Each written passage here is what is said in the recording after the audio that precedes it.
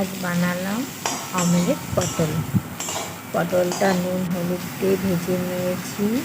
তারপর দুটো ডিম নিলাম, দুটো ডিম ফাটিয়ে নিয়েছি। ওর মধ্যে একটু নুন দিলাম আর একটু জিরে গুঁড়ো আর পেঁয়াজ কুচি।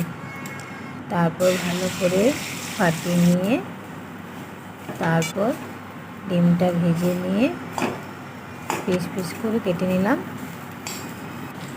কাটা হয়ে গেলে তারপর কড়াইয়ের মধ্যে পেঁয়াজ কুচি দিয়ে পেঁয়াজটা ভালো করে ভেজে নিয়ে তার মধ্যে আলু দিয়ে ভেজে নিলাম। এদিকে একটা বাটিতে গুঁড়ো মশলা করলাম, হলুদ গুঁড়ো, জিরে গুঁড়ো, ধনে গুঁড়ো, আর তারপর আদা রসুনের পেস্টটা দিয়ে দিলাম। একটু ঢাকা দিয়েছিলাম দিয়ে একটু মশলার মধ্যে তেলটা যেন বেরিয়ে যায়। আর এই টেস্টি করার জন্য একটুকু সস দিলাম।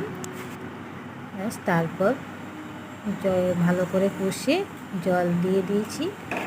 তারপর আলুটা হালকা সিদ্ধ হয়ে গেলে ডিমটা দিয়ে দিয়েছি আর ভাজা পটলটাও দিয়ে দিয়েছি। তারপর একটু গরম মশলা দিয়ে ভালো করে নেড়ে তার উপর কাঁচা লঙ্কা দিয়ে তারপর নামিয়ে নিয়েছি। অমলেট পটল আমার রেডি। কালারটা খুব সুন্দর হয়েছে। আমি কিন্তু